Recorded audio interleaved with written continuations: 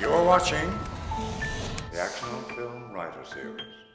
The Marco Polo Bridge, a screenplay by Larry Mandel, Bertie Higgins, Roger Urin, and Henry Louis.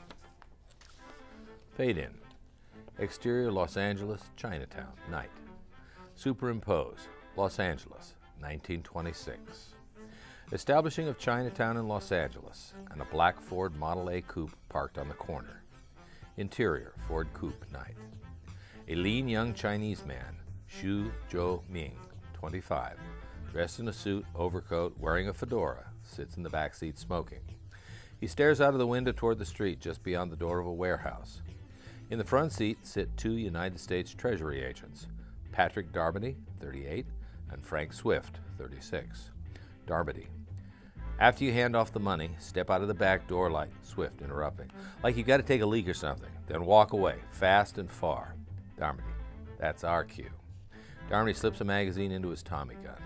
Zhou Ming: then you're out of my life for good, right? No more Uncle Sam and I can run my club the way I want? Darby: that's the deal. Swift nods. Swift: deal. Joe tosses the cigarette out the window. Interior, Chinatown warehouse, night. Cases of Canadian whiskey are stacked on cases of bathtub gin. Four bootleggers are offloading the booze from a truck onto the warehouse floor. Bootlegger number one, who is obviously in charge, is wielding a Tommy gun. Bootlegger number one: this is the good stuff. Joe opens one of the cases and pulls out a bottle of Canadian Club. Bootlegger number two: brought it all the way down from Vancouver ourselves. Joe nods approvingly. If it's good, you got a returning customer. Joe drops an attaché case in front of bootlegger number three. Joe: your dough. Bootlegger number three starts to count the money. Joe checks his watch. Joe: I got somewhere I need to be. Just stack everything, I lock up. Joe then quietly slips out the back door. The bootleggers all stare at him briefly, shrug, and go back to unloading the truck. 2 beats pass. Then the back door rolls open. Bright headlights blind the bootleggers. Swift and Darby step forward in front of the car, Tommy guns at the ready. Swift: United States Treasury agents. Bootlegger number one: a chink set us up. Bootlegger number four: run! The 4 bootleggers scatter towards the loading dock door. Suddenly bootlegger one stops, turns, and opens up on the 2 agents with his submachine gun. Darby and Swift dive for cover. Darby: damn it!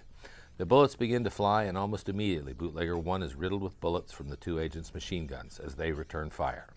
The other 3, apparently unarmed, rush through the loading dock door and disappear into the night. During the firefight, a few bullets have penetrated one of the whiskey cases and ignited the volatile liquor. As Swift and Darby run back and jump into their car, the bottles of whiskey in the case begin to pop, and blue flames begin to lick and spread. As they drive away in a hurry, they look back to see the entire warehouse explode in a huge fireball. Exterior, street, night.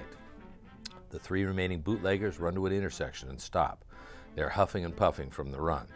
Bootlegger 2 looks up. Bootlegger 2: hey! He points. POV bootlegger.